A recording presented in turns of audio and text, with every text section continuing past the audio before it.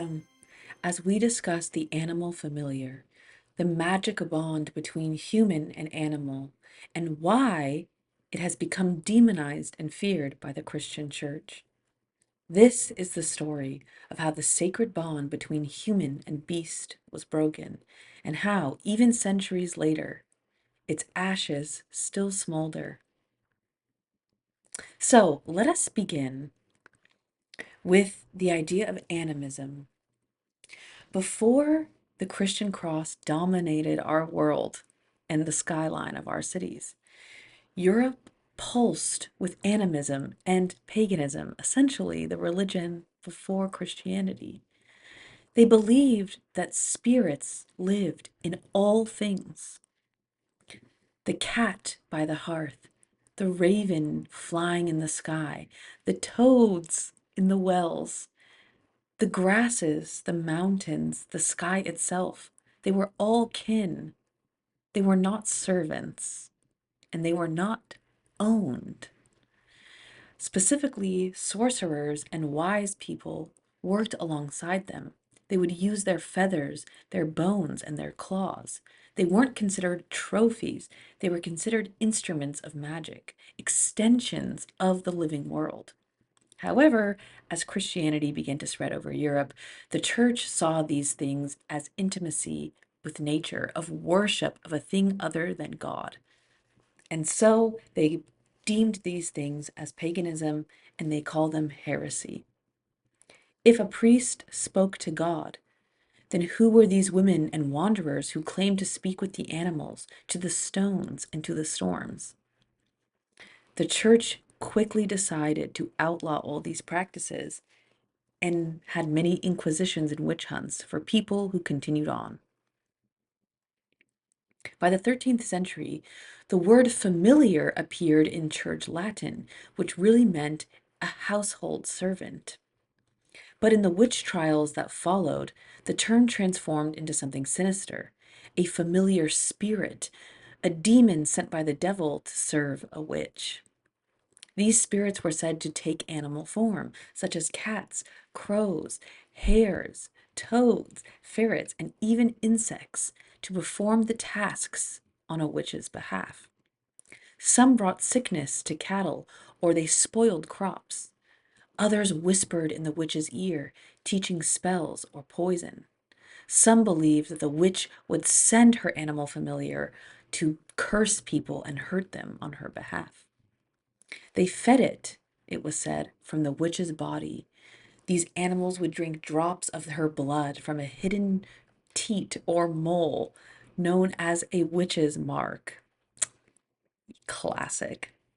The mark itself became proof enough for execution of a witch. No matter how natural a woman's bond with her animals, it was at this point read as a pact with the devil. When the witch trials erupted in the 15 and 1600s, animal familiars appeared in nearly every confession, often extracted under torture. The records still whisper their names, specifically a woman known as Elizabeth Frances of Chelmsford, who said her spotted cat known as Sathan taught her sorcery and fetched lovers for her. A woman named Agnes Waterhouse, who fed the cat bread and milk mixed with her own blood, and a woman, Joan Prentice, who spoke of a ferret named Satan who sucked from her finger. Obviously, these confessions were confessed under torture and often goaded by men who were convinced these women were witches and convinced that their animals were also the familiars of Satan. Unsurprisingly, when these women were eventually executed, their animals were executed alongside them. Of all the creatures condemned, none suffered more than the cat. Interestingly, cats were also considered some of the most powerful animals in the ancient world. Almost every ancient culture has stories and beliefs of ancient sorcerers merging their minds with cats and using them as portals into the other world. Of course, the Christian church feared cats and killed more cats than any other animal during the witch trials. On feast days, cats were thrown into bonfires to ward off evil. In France, entire villages hanged them in cages from church towers. So thorough was their persecution that rats eventually multiplied, and from those rats came the bubonic plague.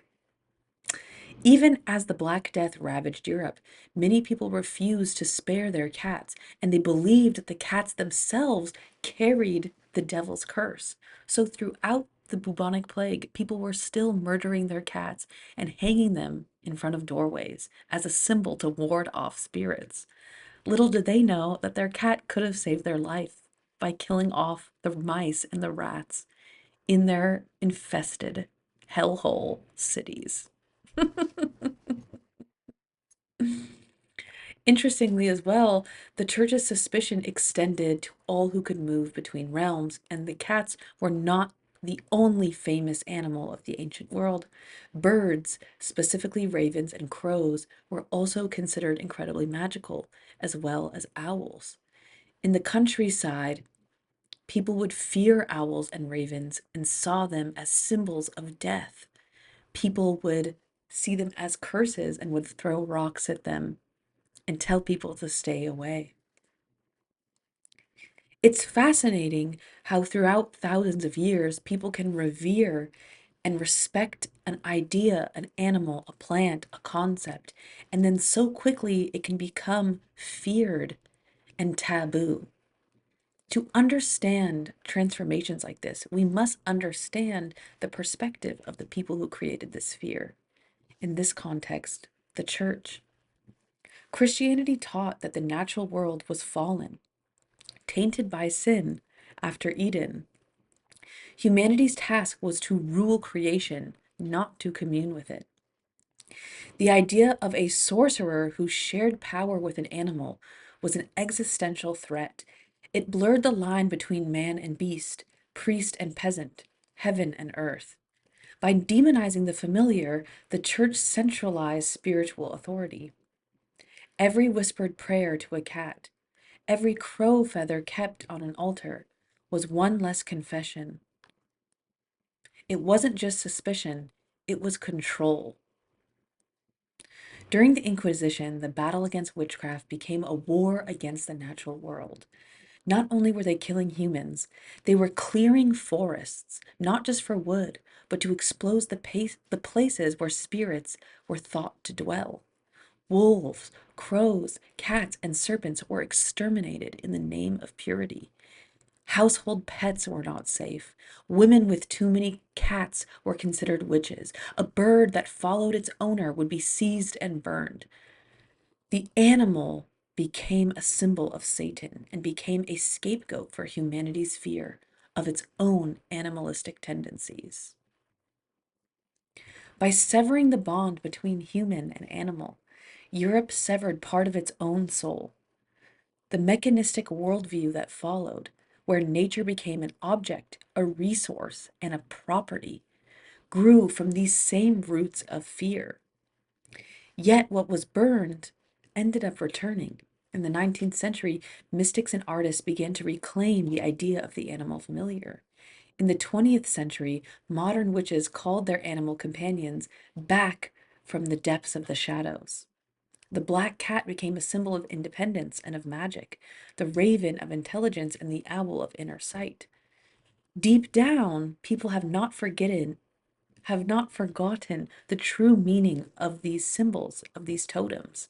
However, so much of our culture has been shaped by a totalitarian power branded as Christianity. It is not, in fact, true Christianity. It is an imperial power that uses Christianity as a safe facade, but is, in fact, controlling people with fear and with control.